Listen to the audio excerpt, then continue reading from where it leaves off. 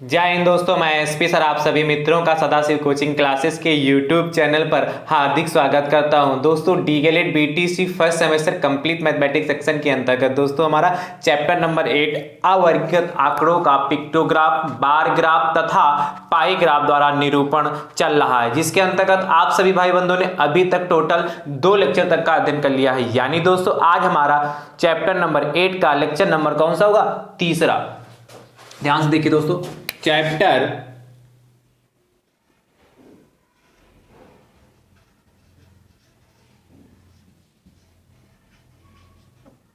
8 का लेक्चर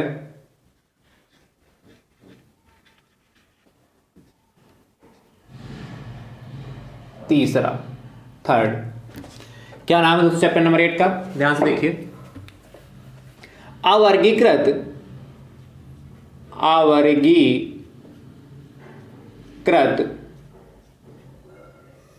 आंकड़ों का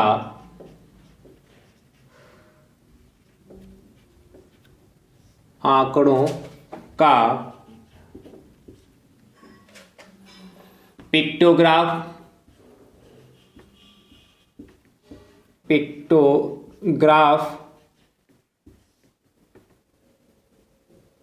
कामा बार ग्राफ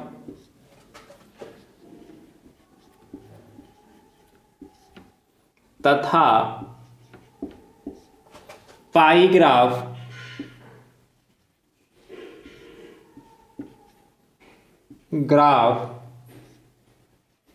द्वारा निरूपण।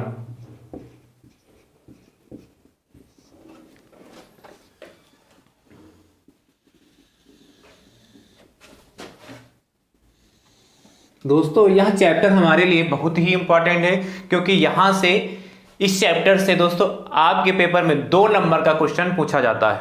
कितने नंबर का? 2 नंबर का प्रश्न आपके पेपर में लघु उत्तरी में आता है। और तीनों ग्राफों में से या तो आपसे पिक्टोग्राफ से संबंधित प्रश्न पूछेगा, या दोस्तों आपसे बार ग्राफ से संबंधित प्रश्न पूछेगा, या दोस्तों आपसे पाई ग्राफ से संबंधित प्रश्न पूछेगा। ठीक है, तो इसलिए यह तो चैप्टर आपके लिए बहुत ही इंपॉर्टेंट है। एक प्रश्न यहां से फिक्स ही आना और बहुत आसान है। मैंने आपको पिक्टोग्राफ के बारे में समझा दिया, किसे कहते हैं और कैसे कैसे प्रश्न पूछे जाने मैंने आपके एग्जाम में। मैंने उस सब टाइप के प्रश्न दोस्तों इसमें करा दिया। बहुत ही आसान है, कुछ करना ही नहीं, बस देखना है, थोड़ी देर में हो जाना। इसलिए पिक्टोग्राफ दोस्तों आपने सीख चुके हैं। आज की क्लास में दोस्तों आपको बार ग्राफ क्या होता है, बार ग्राफ का दूसरा भी नाम होता है एक दंड ग्राफ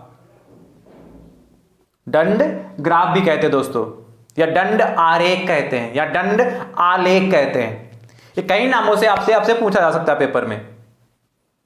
ठीक है, तो इस पे अभी चर्चा करते हैं। इसके पहले देखिए, डीएलएड फर्स्ट सेमेस्टर मैथ्स का जितना भी सिलेबस दोस्तों मैंने आपको प्रोवाइड कराया है। यदि आप चाहते हैं कि पूरा सिलेबस आप सभी भाई बंधुओं को सीरियल वाइज देखने के लिए मिल जाए, तो दोस्तों आप सभी भाई बंधु ध्यान से सुनिएगा, प्लेलिस्ट पे जाइए जिसका नाम है डीएलएड फर्स्ट सेमेस्टर मैथ्स 2022। जैसे आप उस पर क्लिक करेंगे, सारे वीडियोस वहां से आपको सीरियल वाइज देखने को मिल जाएंगे।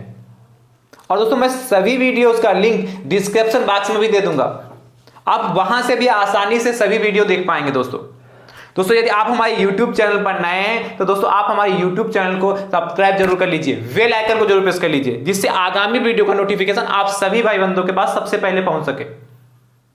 ठीक दोस्तों, और दोस्तों नोटिफिकेशन प्राप्त करने के लिए आप हमारे टेलीग्राम चैनल से जुड़ जाइए, जिससे क्या होगा, वहां से भी आपको क्या सबसे पहले नोटिफिकेशन प्राप्त हो सकता है। इसलिए आप क्या टेलीग्राम चैनल से जरूर जुड़िए, जिसका लिंक मैं आपको डिस्क्रिप्शन बॉक्स में दे दूंगा। ठीक दोस्तों, चलिए आज की क्लास दोस्तों स्टार्ट करते हैं। ध्यान से देखिएगा, पिक्टोग्राफ से संबंधित प्रश्न आपके क्लास में हो चुके हैं। मैंने टोटल 5 प्रश्न कराए हैं, और पिक्टोग्राफ किसे कहते हैं उसके बारे में मैंने विधिवत से चर्चा की है। ठीक है, आज की क्लास में दोस्तों चर्चा करेंगे बार ग्राफ क्या होता है। क्या आज की क्लास की जो हेडिंग मुख्य रहेगी, बार ग्राफ। या दोस्तों आपसे पूछेगा, कहेगा दंड आरेख, या दोस्तों आपसे कहेगा दंड आलेख। दोस्तों आलेख का मतलब होता है ग्राफ और आरेख का मतलब होता है डायग्राम, और दंड का मतलब बार। दंड का मतलब क्या? बार। कैसे दोस्तों, ध्यान से समझिए। ये 3 तरीके से आपके पेपर में प्रश्न पूछा जाता है। अच्छा,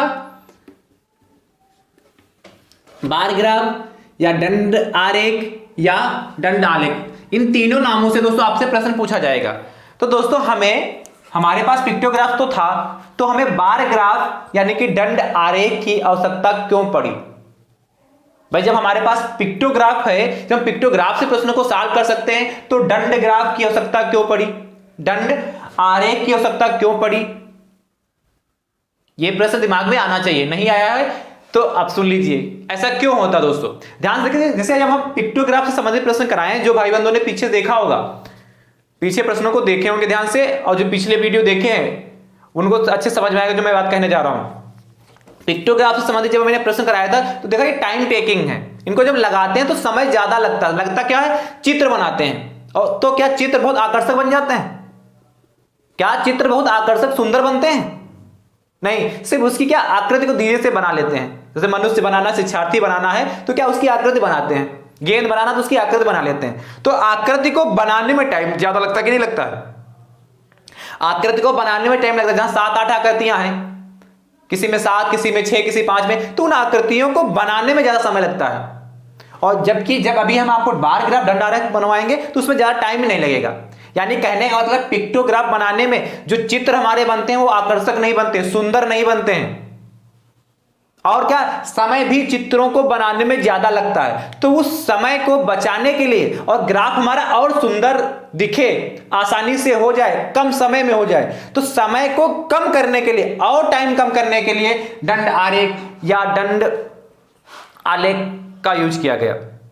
तो समझ गए क्या कि दंड आलेख का यूज क्यों किया गया? जबकि पिक्टोग्राफ था तो उसके बाद हमें क्या, हमको दंड आरेख की आवश्यकता क्यों पड़ी? क्योंकि दंड आरेख में समय ज्यादा लगता है और चित्र जो हमारे हैं वो आकर्षक नहीं बनते हैं।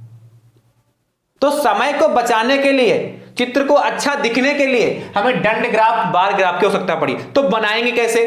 कैसे हम बार को बनाएंगे, कैसे दंड आरेख को बनाएंगे, उस पर चर्चा करते हैं। पहले लिख लीजिए कि दंड आरेख होता क्या है, कैसे बनाए, किसे कहते हैं। तो ध्यान से लिखिए, थोड़ा फिर समझाते हैं आपको। लिखिए फटाफट।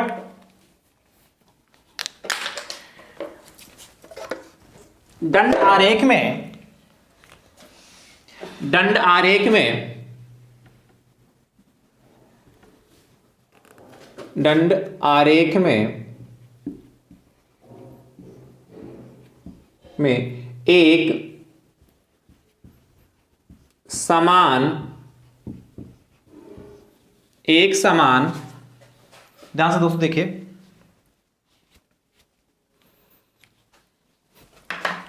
एक समान चौड़ाई के क्षैतिज या ऊर्ध्वाधर दंड खींचे जाते हैं।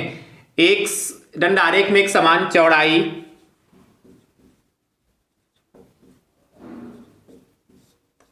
के क्षैतिज, एक समान चौड़ाई के क्षैतिज या ऊर्ध्वाधर दंड खींचे जाते हैं, या ऊर्ध्वाधर, अभी समझाते हैं सब। क्या लिख लीजिए पहले, ऊर्ध्वाधर दंड, दंड मतलब बार्स, दंड खींचे जाते हैं, खींचे जाते हैं, जिनके बीच की दूरी,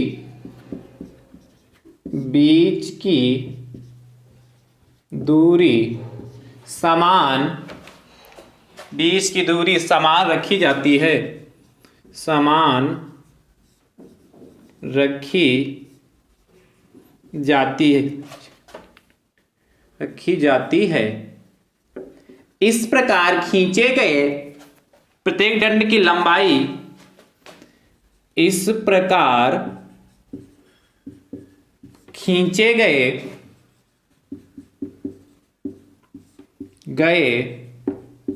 प्रत्येक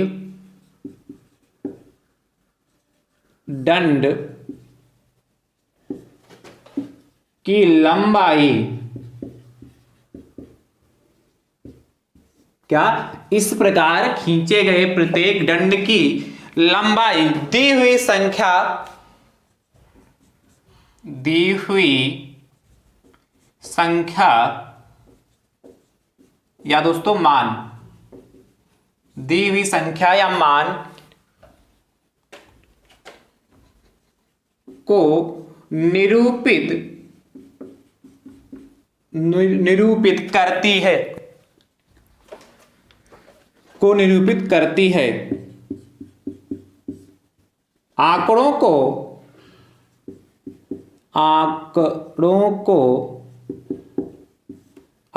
एक मिनट, आंकड़ों को प्रस्तुत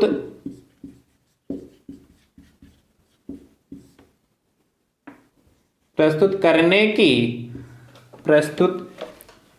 की यह चित्रीय निरूपण, आंकड़ों को प्रस्तुत करने का, कर लीजिए का, यह चित्रीय निरूपण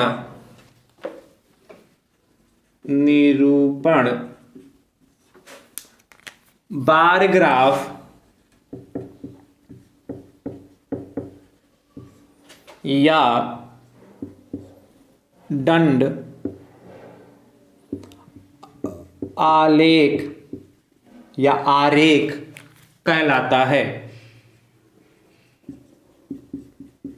देखिए भाषा को हम इसलिए लिख रहे हैं जिससे आपको याद रहे कि करना क्या वास्तविकता में। मैंने तो आपको शॉर्टकट में अभी बता ही दिया कि बार ग्राफ या दंड ग्राफ या दंड आलेख की आवश्यकता हमें क्यों पड़ी, दंड ग्राफ की हमें आवश्यकता क्यों पड़ी। ठीक है, उस पर तो मैंने चर्चा बता दी, क्योंकि क्या पिक्टोग्राम में समय ज्यादा लगता है और चित्र हमारे सुंदर बनते नहीं, इसलिए बार ग्राफ की हमें आवश्यकता पड़ी। आप ध्यान समझिए, दंड आरेख क्या कह रहा है, देखो दंड आरेख में एक समान चौड़ाई के क्षैतिज या ऊर्ध्वाधर दंड खींचे जाते हैं। अब क्षैतिज ऊर्ध्वाधर क्या होता है, हॉरिजॉन्टल एंड वर्टिकल क्या होता है। तो दोस्तों क्षैतिज जो हमारा ऐसे होता है, ये पड़ा हुआ, वो क्षैतिज कहलाता है।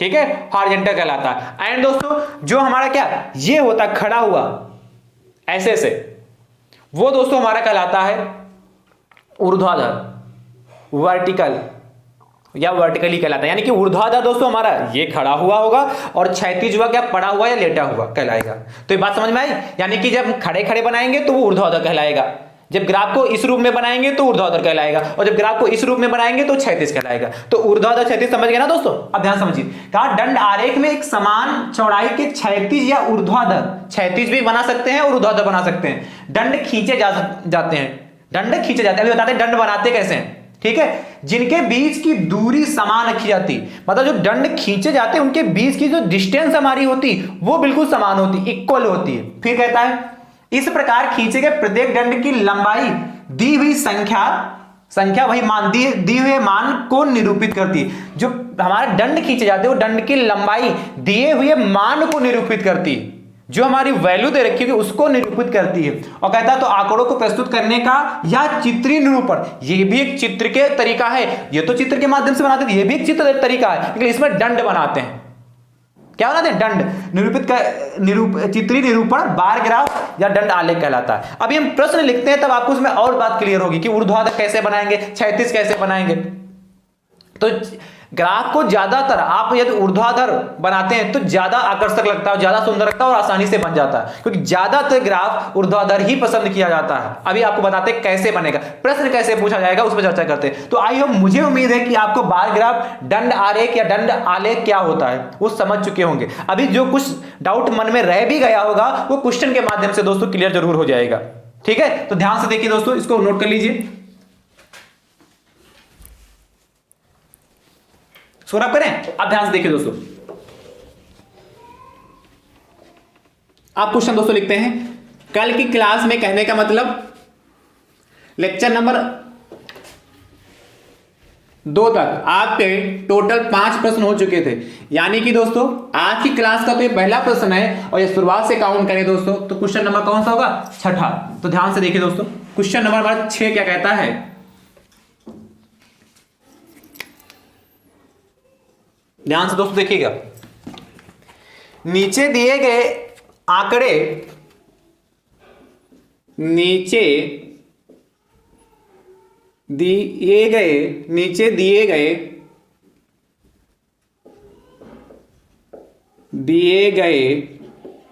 आंकड़े नीचे दिए गए आंकड़े 6 प्रशिक्षुओं द्वारा पूर्णांक 600 में से आंकड़े 6 प्रशिक्षुओं द्वारा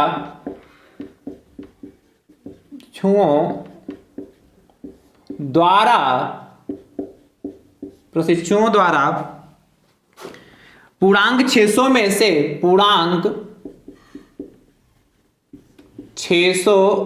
से प्रश्न को दोस्तों साथ में लिखते रहिए और शेयर भी करते रहिए ज्यादा से ज्यादा संख्या में।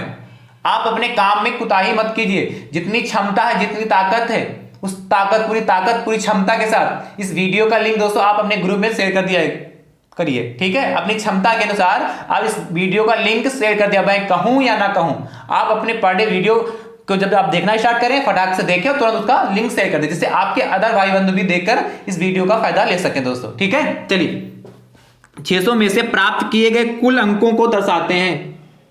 प्राप्त किए गए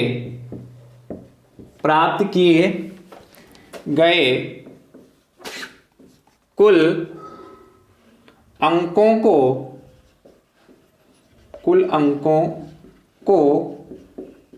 दर्शाते हैं।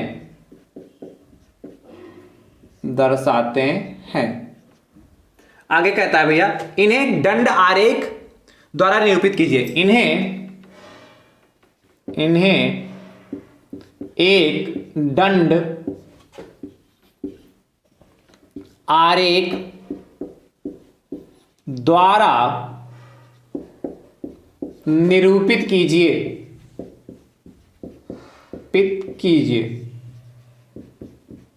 ध्यान से दोस्तों देखिए चित्र कैसे बनेगा। इसमें एक चित्र आपको दे रखा, क्या मतलब एक टेबल दे रखी, नीचे दिए गए आंकड़े 6 प्रशिक्षुओं द्वारा पूर्णांक 600 में से प्राप्त किए गए कुल अंकों को दर्शाते हैं। इन्हें एक दंड आरेख द्वारा निरूपित कीजिए। ध्यान से देखिए शिक्षार्थी कौन कौन से हैं। एक टेबल बनी, शिक्षार्थी है और उसी के नीचे दोस्तों प्राप्तांक है। ध्यान से दोस्तों देखिए,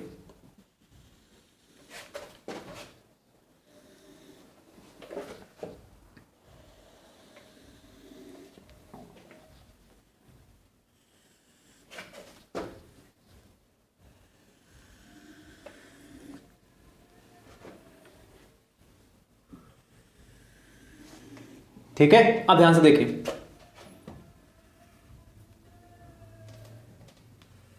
पहले का दोस्तों नाम है अमिता, दूसरे का दोस्तों नाम है नमिता, तीसरे का नाम है दीप्ति, चौथे का नाम है अजय, पांचवे का नाम है अमर और छठे का दोस्तों नाम है नाजिया।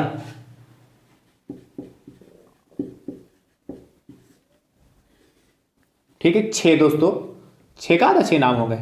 अब ध्यान से देखिए दोस्तों, अमिता को दोस्तों प्राप्त हुए हैं 450 अंक, नमिता को प्राप्त हुए हैं 300, दीप्ति को प्राप्त हुए हैं 400, अजय को प्राप्त हुए हैं 350, अमर को प्राप्त हुए हैं 550 और नाजिया को प्राप्त हुए हैं 500। नाजिया को कितने प्राप्त हुए दोस्तों? 500। अब ध्यान से देखिए, क्वेश्चन बहुत अच्छा है, बहुत आसान है। कह रहा है नीचे दिए गए आंकड़े 6 प्रशिक्षुओं द्वारा पूर्णांक 600 में से प्राप्त किए गए कुल अंकों को प्रदर्शित करते हैं। जो हमारा पूर्णांक कितने का 600 का है, उसमें से अमिता, नमिता, दीप्ति और अजय, अमर और नाजिया ने जितने नंबर प्राप्त किए वो उनके प्राप्तांक दे रखे हैं। तो आपसे कहता है इन्हें एक दंड आरेख द्वारा निरूपित कीजिए। कैसे बनाएंगे दोस्तों? ध्यान से देखिए, सबसे पहले दोस्तों में मानना होगा एक पैमाना। तो लिखोगे माना 1 सेंटीमीटर बराबर, माना पैमाना क्या सबसे पहले क्या मानना होगा? पैमाना। क्या मानना होगा? पैमाना। तो दोस्तों पैमाने में क्या लिखोगे? माना 1 सेंटीमीटर बराबर 100 अंक। अब आपके दिमाग में चल रहा सर ये ऐसा क्यों मानेंगे? अभी इसको भी रीजन देते हैं, बस आप इतना ध्यान रखिए 1 सेंटीमीटर 100 अंक हमने माने। कैसे माने अभी बताते हैं। चित्र कैसे बनाएंगे दोस्तों, ध्यान से देखिए। ये दोस्तों हमारा क्या आ गया?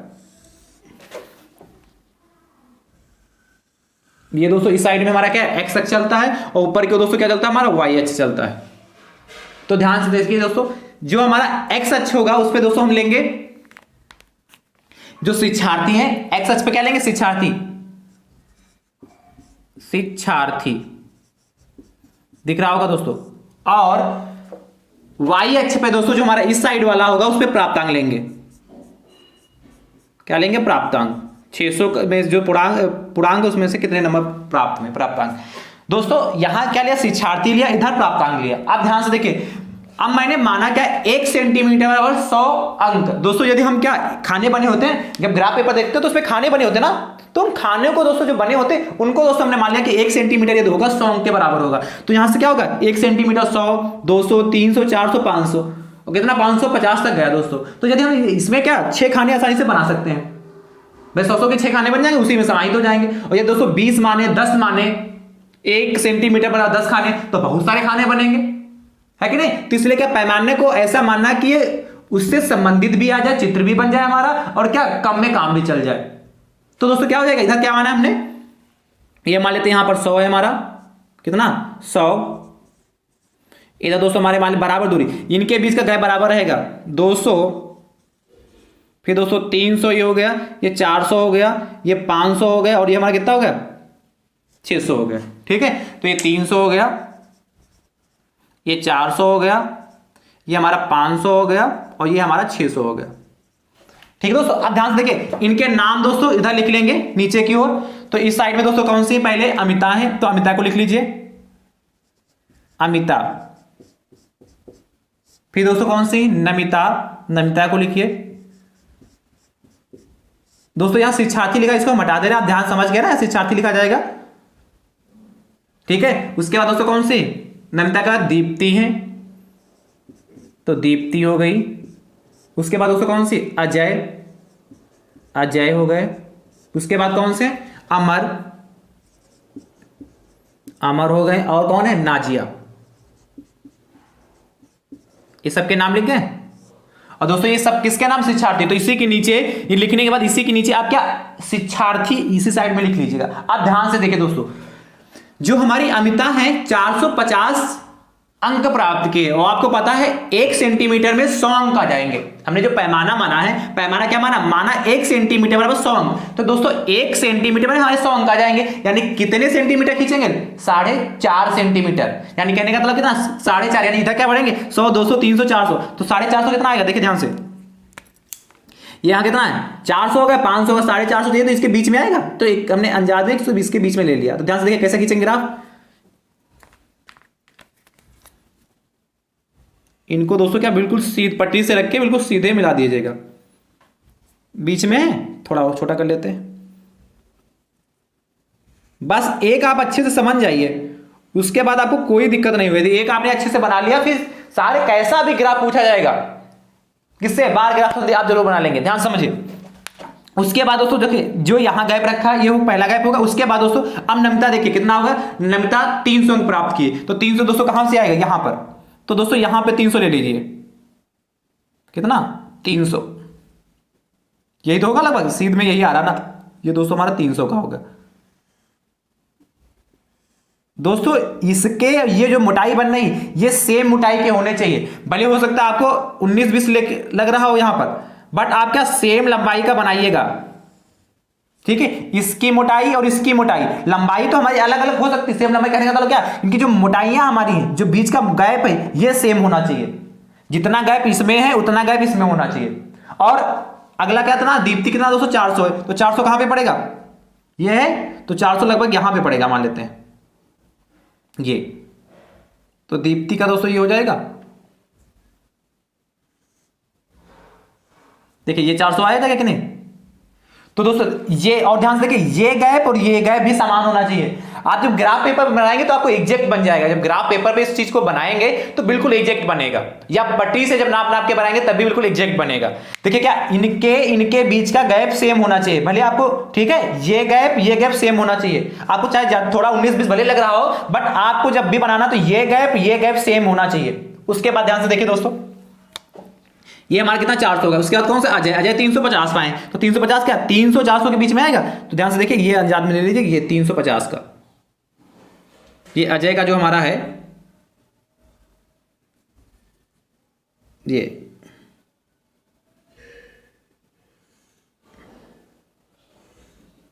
ये हमारे अजय हो गए। अजय कितना है, थोड़ा और बढ़ा देते उधर ही अजय, ठीक है, कितना हो गया 350। देखिए 350 इसी के बीच में आ रहा, ठीक है। उसके बाद उस ध्यान से देखिए, अमर कितना पाए 550, तो 550 कहां पड़ेगा 500-600 के बीच में, तो इन दोनों के बीच चला जाएगी, ये भागते हुए चले जाएगी यहां पर, ये लगभग आएगा यहां पर, इसको मिला दीजिए। ये हमारे कौन से होंगे, अमर होंगे। उसके बाद दोस्तों नाजिया को देखते हैं, अभी बनाते हैं नाजिया। तो ध्यान से कि नाजिया कितना 500 अंक पाई, तो 500 कहां यहां पर, तो ध्यान से भागते चले जाइए, ये लगभग ये आएगा दोस्तों यहां पर,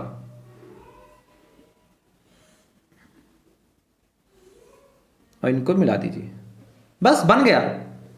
कुछ इसमें करना विशेष नहीं, बस ध्यान क्या रखें, ये हमारे क्या दंड हैं, ये हमारे क्या बार हैं जो हमने खींचे, यही दंड कहलाते हैं। और क्या दंड कहां, दंड आरेख, दंड ग्राफ पे बनाते हैं इसलिए ग्राफ हो गए, दंड आरेख या दंड आलेख। तो दोस्तों इस तरीके से बनाते हैं। अब क्वेश्चन इतना बड़का सा बनाने में क्या बहुत समय लगेगा, है कि नहीं। बस ध्यान क्या रखना है, इनके बीच की मोटाई सेम होनी चाहिए। हो सकता है आप पेपर में गए आपको ग्राफ ना मिले, तो आप बस इतना ध्यान रखना है कि इनके बीच की मोटाई आप सेम रखनी है, और इनके बीच का ये गैप सेम होना चाहिए। इधर तो इधर का गैप छोटा बड़ा हो सकता है, छोटा इधर हो सकता है, ये वाला गैप छोड़ के ये सभी सेम हमारे बीच का गैप होना चाहिए, इनकी मोटाई यहां सेम होनी चाहिए। तो ये दोस्तों हमारा क्या दंड आरेख बन के तैयार हुआ। कोई कठिन है, कुछ है इसमें, सिर्फ बस समझना है। और ये आप सभी भाइयों ने सीखा है, जब आप क्लास 6 में होंगे तब इस दंड आरेख के बारे में सीखा होगा, उसे में पिक्टोग्राफ भी है। तो आपने कक्षा 6 में खूब ये सीखे हैं, ये बातें आपने कक्षा 6 में सीखी, बट इतना लंबा सफर हो गया, हो सकता है आप लोगों को याद भी ना रहा हो, है कि नहीं। आप सीख चुके हैं और दोस्तों पेपर में जरूर पूछे जाते हैं, तो इसको फटाफट बना लीजिए।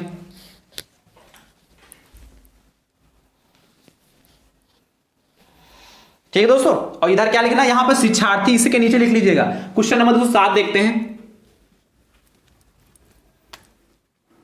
क्वेश्चन नंबर 7, ध्यान से दोस्तों देखिए।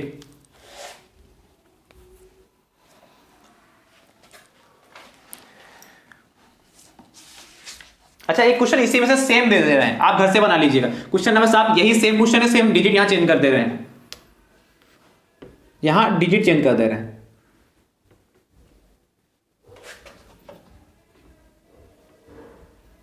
और चलो पूर्णांक भी चेंज करते हैं, पूर्णांक कर लेते हैं इस बार। ये होमवर्क है आपके लिए, घर से करके लाइएगा। क्वेश्चन नंबर 7 आपका होमवर्क है। यहां पूर्णांक हो गया 500, कितना 500 में से प्राप्त किए गए कुल अंकों को दर्शाते हैं, इन्हें एक दंड आरेख द्वारा निरूपित कीजिए। ध्यान से दोस्तों देखिए, 500 में से नाम भी चेंज कर देते हैं। चलिए यहां कर देते हैं दीप्ति की जगह नीलम कर देते हैं, नीलम, ठीक है। और नाजिया की जगह कर देते हैं कुमार, ठीक है। ये दो नाम भी हमने चेंज कर दिए। और अमिता की जगह कर देते हैं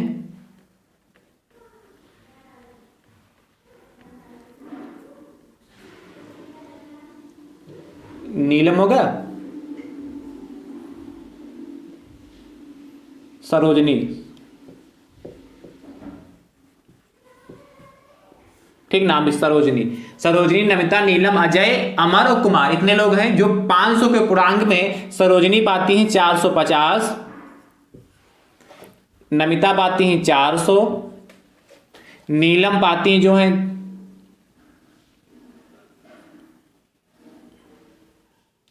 450 हो गए, 400 नीलम भी पाती हैं।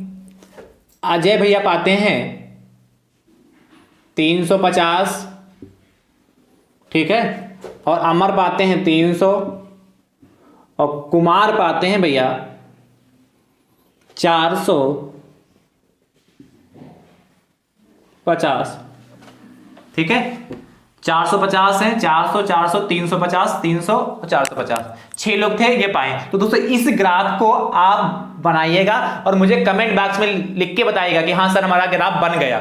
यस भी लिख दीजिए, या तो यस डायरेक्ट लिख दीजिएगा कि, या कमेंट बॉक्स में खाली आप यस लिख दीजिएगा, मैं समझ जाऊंगा कि आपका ग्राफ बन गया, या आप लिख दीजिएगा सर मेरा ग्राफ बन गया। ठीक है, आप जरूर कमेंट बॉक्स में लिखिएगा। यदि आप नहीं लिखेंगे कमेंट बॉक्स में तो अगले लेक्चर में मुझे ये बताना पड़ेगा प्रश्न। और यदि आपने अच्छे से देखा होगा तो आप 100% मुझे उम्मीद है आप लिखेंगे कमेंट बॉक्स में यस कि सर मेरा ये बन गया। चलिए एक क्वेश्चन दोस्तों और करवा देते हैं, ध्यान से देखिए। क्वेश्चन नंबर 8 नंबर दोस्तों कहता है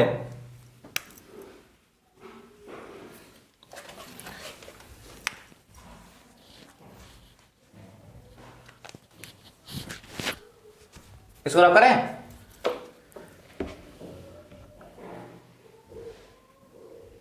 क्वेश्चन नंबर 8 दोस्तों अभी लिखते हैं, तब तक आप इसको नोट कर लिया होगा ना इस क्वेश्चन को।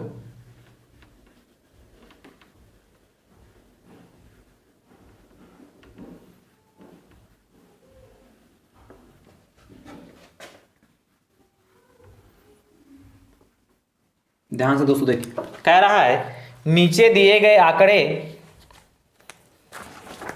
नीचे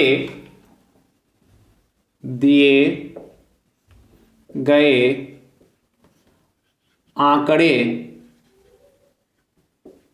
नीचे दिए गए आंकड़े 6 प्रशिक्षुओं, नीचे दिए गए आंकड़े आंकड़े मोहित द्वारा वार्षिक परीक्षा में, आंकड़े मोहित द्वारा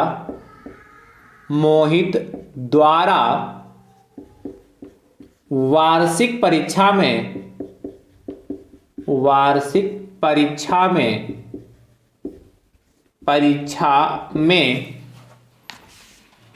प्राप्त किए गए अंकों को दर्शाते हैं। वार्षिक परीक्षा में प्राप्त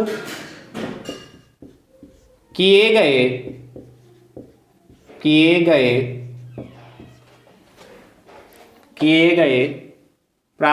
गए अंकों को दर्शाते हैं, इन्हें एक दंड आरेख द्वारा निरूपित कीजिए।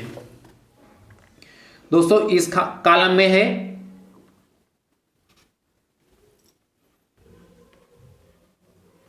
अभी दोस्तों फटाफट बता रहे हैं।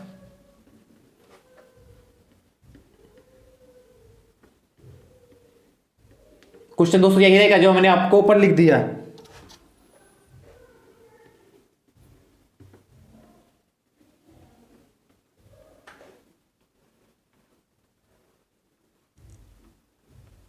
चलिए ध्यान से देखिए दोस्तों, यहां लिखा है विषय,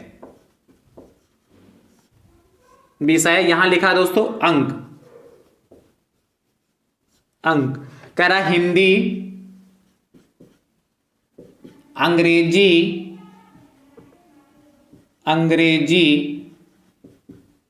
हिंदी अंग्रेजी, गणित विज्ञान, सामाजिक,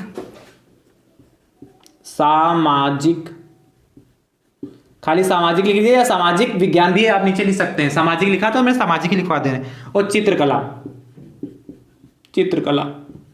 सामाजिक क्या विज्ञान भी आप लिख, चलिए विज्ञान लिख देते हैं, सामाजिक विज्ञान। ठीक है दोस्तों, हिंदी में क्या है, हिंदी में दोस्तों 80 मिले, अंग्रेजी में 75 मिले, गणित में 90 मिले, विज्ञान में 85 और सामाजिक में 90, चित्रकला में 90 और चित्रकला में 70 अंक मिले। ठीक है, तो इन्हें क्या है दंड आरेख द्वारा बनाना है। आप ध्यान से देखिए दोस्तों, करना क्या है, इसको रब करें फटाफट, इसको रब कर रहे हैं। ये हम रब कर दे रहे हैं नीचे वाले नाम, ठीक है। इसे दोस्तों बनाए दे रहे हैं। अभी आप क्लियर हो जाएगा क्या कर रहे हैं सर जी। ये अंक भी रब कर दे रहे हैं, इसी ग्राफ में बना दे रहे हैं, जिससे क्या कम समय में बन जाए। ध्यान से देखिए दोस्तों। अब दोस्तों यहाँ जो पैमाना मानेंगे देखिए क्या 80 75 90 85 और 90 100 100 के नीचे ही, तो इसलिए हम ये नहीं मान सकते 1 सेंटीमीटर बराबर 100 अंक। यहां दोस्तों पैमाना जो मानेंगे 1 सेंटीमीटर बराबर 10 अंक के, 10 अंक के ऐसा पैमाना मानेंगे जो आसानी से प्रदर्शित किया जा सके। तो 1 सेंटीमीटर 10 के, यानी यहां कितना चलेगा 10 20 30 40 50 60 70 80। अच्छा थोड़ा गैप कम करें यहां से, क्योंकि पैमाना वहां तक पहुंचेगा नहीं।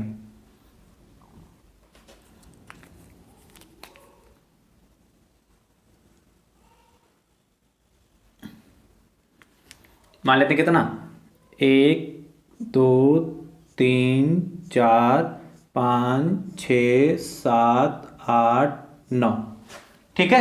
चलिए को बना देते हैं 10। पैमाना थोड़ा सा बड़ा कर दे रहे हैं,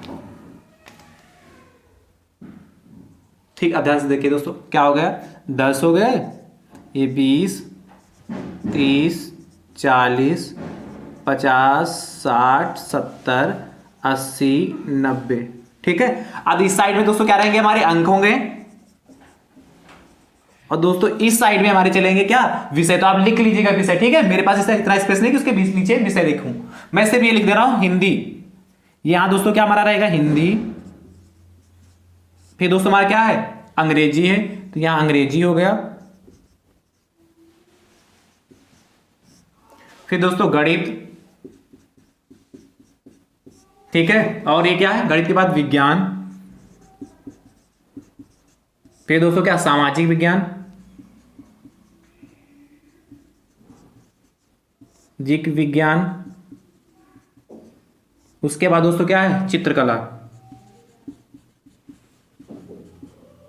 और दोस्तों ये क्या शिक्षार्थी, इधर शिक्षार्थी नहीं वो क्या विषय है ना, विषय। यह विषय हमने यहां लिख दिया,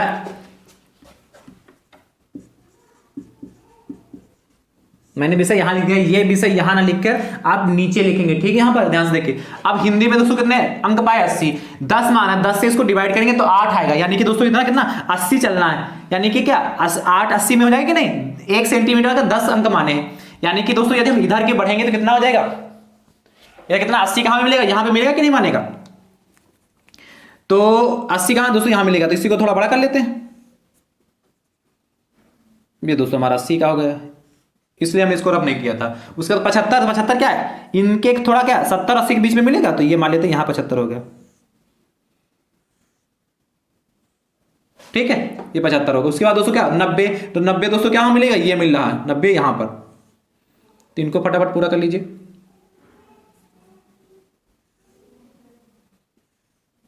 ये दोस्तों हमारा क्या 90 का हो गया, है कि नहीं। 90 का दोस्तों विज्ञान में 85, तो इससे थोड़ा नीचे आ जाएगा।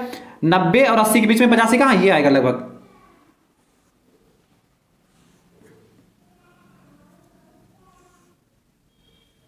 दोस्तों हमारा कितना हो गया ये 85 का। 85 का दोस्तों पुनः 90 है, तो 90 कहां ये है कि नहीं, तो 90 ये इसी के बराबर में आ जाएगा,